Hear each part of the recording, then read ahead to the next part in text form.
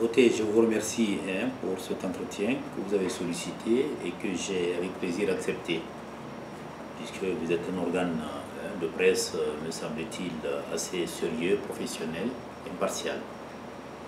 Alors, sur les résultats obtenus depuis que je suis à ce poste, ça fait 10 mois maintenant, voire 11 mois, fin janvier. Dès que j'ai pris mes fonctions, la première chose dont je me suis attelé, c'était de voir, de mettre en place surtout les organes essentiels de la réforme. Il faut savoir que quand j'ai été nommé à ce poste, il y a eu quand même certains actes qui ont été posés avant que j'arrive. Il y a eu les états généraux de la justice qui a un peu touché du doigt tous les maux de la justice dans notre pays. Ces états généraux ont été voulus par le chef de l'État. Mon prédécesseur avait managé ça. Il y a eu les organes de la réforme qui ont été aussi installés, etc. Fin janvier, quand j'ai hérité de ce ministère, au visa de ce qui avait été institué, j'ai essayé dès les premières semaines de mettre sur pied 2 organes essentiels de la réforme. Le premier organe, bien entendu, c'est le Conseil supérieur de la magistrature, qui est le CSM, qui existait en théorie par une loi organique de 1991, donc soit quasiment 23 ans. Ça a été facile parce que, bien entendu, il fallait une volonté politique. Cette volonté politique a été donnée par le chef de l'État.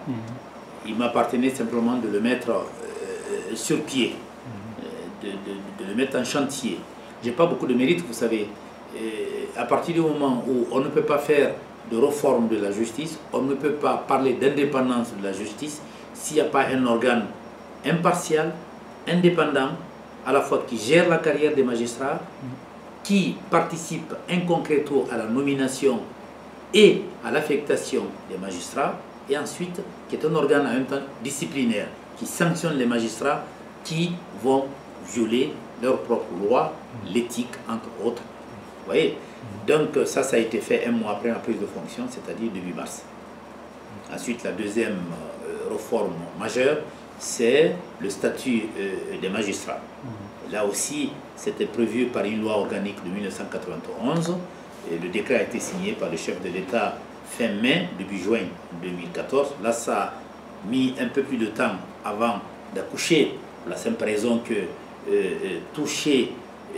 rendre les magistrats autonomes de la fonction publique, extirper les magistrats du statut de la fonction publique, c'était pas facile, parce qu'il y avait des incidences budgétaires. Il y a d'autres catégories professionnelles dans notre pays. Il y a des médecins qui sont fonctionnaires chez nous. Il y a surtout les enseignants du secondaire, du primaire, du supérieur. Donc il fallait expliquer à toutes ces catégories professionnelles que le corps des magistrats est un corps autonome, comme dans les pays voisins, comme dans les pays du Nord. Donc si on veut que les magistrats soient indépendants, il faut aussi leur donner les moyens. Donc parler de statut des magistrats, c'est aussi doubler, multiplier le salaire. Ça c'est important.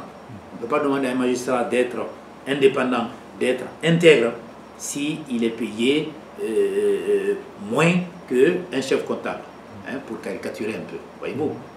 Donc ça, le chef de l'État a été assez courageux, puisque effectivement ça a mis du temps, mais il a fini par signer ce décret, comprenant qu'il faut donner les moyens aux magistrats en revalorisant de façon substantielle leur salaire.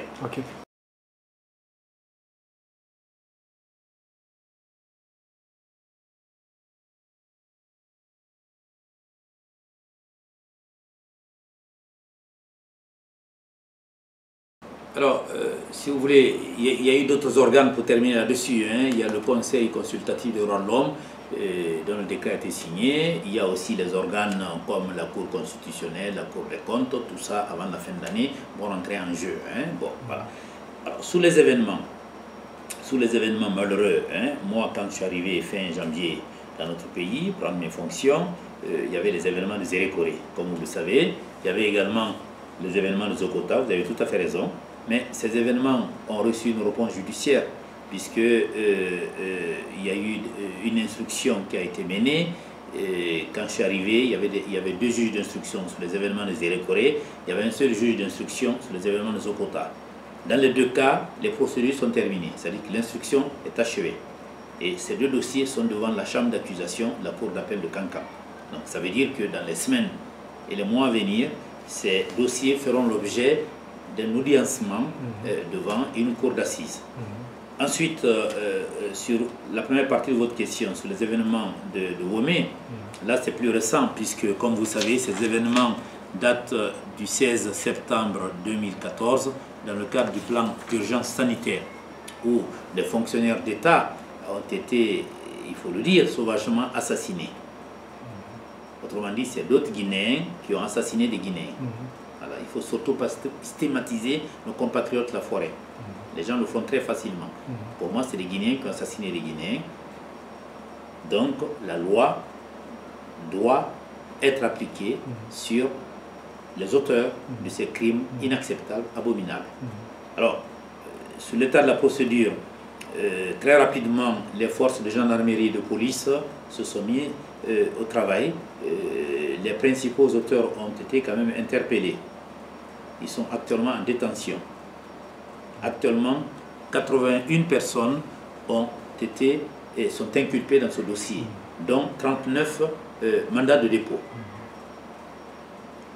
39 mandats de dépôt et 2 sous contrôle judiciaire.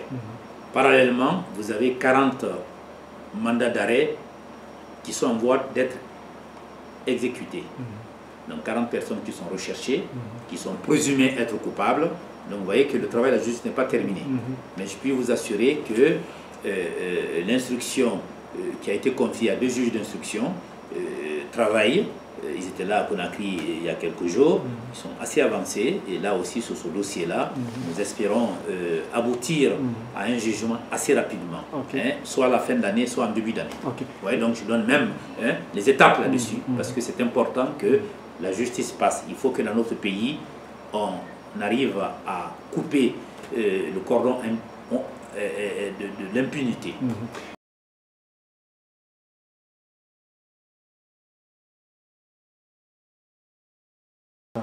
Écoutez, vous avez raison, en partie, la difficulté chez nous, vous savez, quand les procédures traînent et que des personnes sont incarcérées, quand ils ne sont pas jugés, on appelle ça la détention préventive. Et c'est inadmissible qu'une détention préventive soit assez longue, se perpétue de façon indéterminée. Et ça, c'est pas acceptable. C'est évident, hein? Ça, c'est une violation des textes internationaux. On a donné des instructions à ce sujet. Alors, la difficulté, c'est que si la justice tarde à passer, bien entendu, les personnes qui sont détenues, s'ils remplissent un certain nombre de conditions liées aux garanties de représentation, liées éventuellement aux cautions à payer, et ces personnes peuvent être élargies en attendant leur jugement. Donc ça, c'est ce qui est prévu dans les textes, dans le code de procédure pénale. Dans le code pénal. Maintenant, il est évident que ça peut créer d'autres situations. Quand il y avait beaucoup de mineurs en prison chez nous, il a fallu élargir certains. J'ai donné des instructions à ce sujet il y a encore quelques mois, 2 ou 3 mois, où le directeur de l'administration pénitentiaire m'a fait la liste des mineurs en prison chez nous qui n'ont pas été jugés, dont certains sont emprisonnés pour des vols de mobylettes ou des choses mineures, des délits mineurs. Et c'est inadmissible que des gens soient longtemps en prison pour des délits ou des infractions mineures et qui ne soient pas jugés. Et s'ils sont mineurs, c'est encore pire. Vous voyez. Donc tout ça, c'est des chantiers qui sont en cours, qu'on essaye de conduire concomitamment, et on va y arriver puisqu'on n'a pas le choix.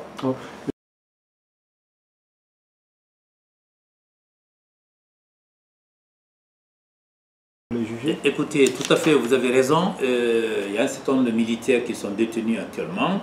Je suis un peu mal à l'aise dans ce dossier, parce que j'ai trouvé ce dossier ici, j'ai hérité de ce dossier, et en tant que juriste, en tant que ministre de la Justice, et je suis mal à l'aise parce que c'est pas acceptable que ces personnes soient détenues assez longtemps sans être jugées. Mais il faudrait aussi que je sois honnête avec vous pour vous dire que on est dans une impasse dans ce dossier. J'ai dit à un certain nombre d'avocats qui sont venus me voir, d'avocats de ces personnes détenues, quand la chambre d'accusation a renvoyé ce dossier devant la Cour suprême. La Cour suprême a rendu un arrêt où elle s'est déclarée incompétente et elle a renvoyé le dossier devant un tribunal militaire qui n'existait pas. Donc vous voyez, sur le plan de la procédure, on était dans une impasse et tout. Ce qui fait que j'ai activé la mise en place du tribunal militaire avec l'aide du général Baldé Ibrahima, qui est le haut commandant de la justice militaire et qui fait un travail formidable dans notre pays et qui aussi contribue à cette mise en place. Donc pour votre information, les juges militaires leur formation est terminée, à la fois pratique et théorie, donc ils ont même été désignés. Nous aussi on a désigné il y a quelques jours, quelques semaines, les juges militaires qui vont composer le tribunal militaire.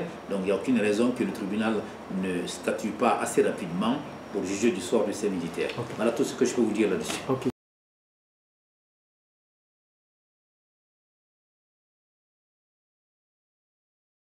Écoutez, c'est prévu dans les textes, dans le code de procédure pénale, effectivement dans le code du justice militaire aussi, quand un détenu est malade, donc pour des raisons médicales, il faudrait que ses avocats fassent la demande, il faudrait que effectivement les juges vérifient la véracité donc, des documents fournis, et il y a possibilité de mettre les gens en liberté pour raison médicale.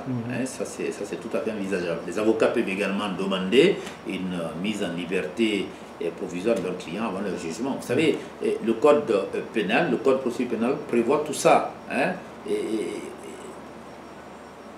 La scène judiciaire, c'est un peu un jeu de damier. Les avocats doivent faire leur rôle, les juges font leur rôle.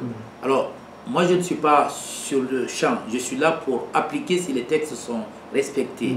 Et j'ai dit aux avocats, faites la demande de mise en liberté. Vous avez une réponse des juges en question. Alors, c'est vrai que par rapport au tribunal militaire, c'est plus difficile parce qu'elle n'est pas encore en place et tout. Mais quand il y a des demandes de mise en liberté pour raison médicale, je pense que la justice doit statuer là-dessus assez rapidement. Okay. Monsieur le ministre d'État. D'attendre le tribunal pour ça.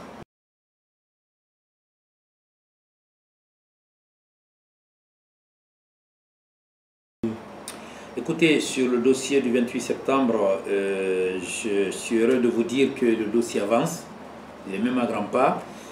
Contrairement à ce que pensent certains, ce dossier va aboutir, puisqu'on n'a pas le choix. C'est des crimes abominables, où des citoyens guinéens ont été violentés, des femmes ont été violées, et ce n'est pas acceptable. 3 juges d'instruction travaillent sur ce dossier depuis maintenant quelques années.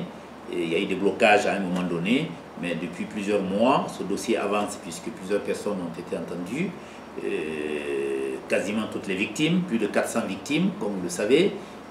Certains prévenus ont été inculpés. Il y a une commission rogatoire à Ouaga, et je pense qu'il y aura une deuxième également pour affiner la première commission.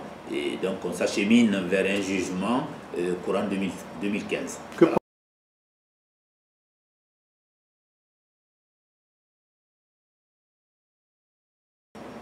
Ah, je pensais que vous allez me parler de la CPI.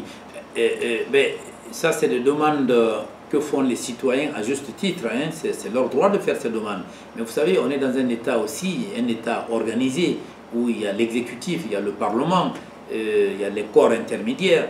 Et donc, il appartient à l'exécutif de décider, de prendre la décision idoine consistant à dire que telle personne est impliquée dans tel dossier et qu'il n'a pas à assumer des fonctions d'autorité. Là, c'est le chef d'État qui peut prendre ce type de décision quand c'est des fonctions assez importantes. Donc, il faut quand même être clair là-dessus, effectivement. Ça, c'est l'impérium du président de la République.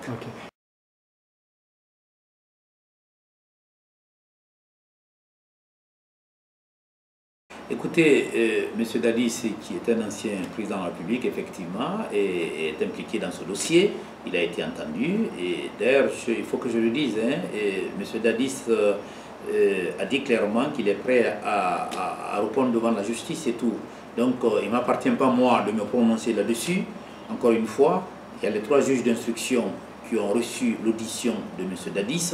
Il les appartiendra de savoir si cette audition n'est pas complète ou s'il faut l'affiner, de demander une deuxième audition à Ouaga, et ensuite le temps du jugement viendra, où ils décideront dans leur ordonnance de renvoi si M. Dadis a des responsabilités et s'il doit répondre devant la justice. Donc chaque chose a son temps. Le temps viendra où effectivement les juges vont annoncer la couleur. M. Dadis se positionnera par rapport à ça et puis en ce qui concerne le gouvernement, on prendra nos responsabilités.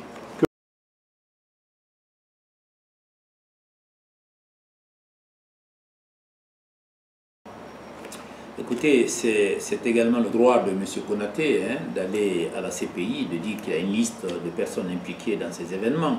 J'avais dit déjà à l'époque que j'aurais souhaité que M. Konaté envoie la liste des personnes dont il prétend être impliqué au juge guinéen.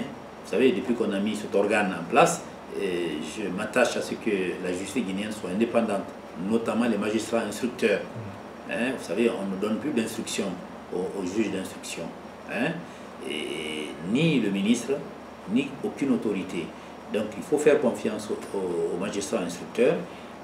J'avais dit aussi à l'époque que si cette liste, puisqu'on n'a pas connaissance de la liste, a été déposée devant la CPI, il appartiendra à la CPI de nous envoyer cette liste-là et les magistrats vont auditionner les personnes qui seront sous cette liste. Et quelles que soient les personnes, moi je suis en contact avec les experts de la CPI. J'ai été en contact avec Mme Bensouda par courrier, échange de courrier il n'y a pas longtemps. Elle ne m'a pas parlé de cette liste pour l'instant. Okay. Il est question que nous invitions d'ailleurs Mme Bensouda avant la fin de l'année à Conakry pour qu'elle vienne voir l'état d'avancement de ce dossier. Vous voyez que le gouvernement est tout à fait transparent sur ce dossier, contrairement à ce que pensent certains. Je le dis solennellement, j'ai lancé une invitation à Mme Fatou Bensouda, procureure de la CPI, pour qu'elle vienne à Conakry avant fin décembre, avoir des contacts avec les magistrats, avec les associations de victimes, pour voir où on en est dans ce dossier.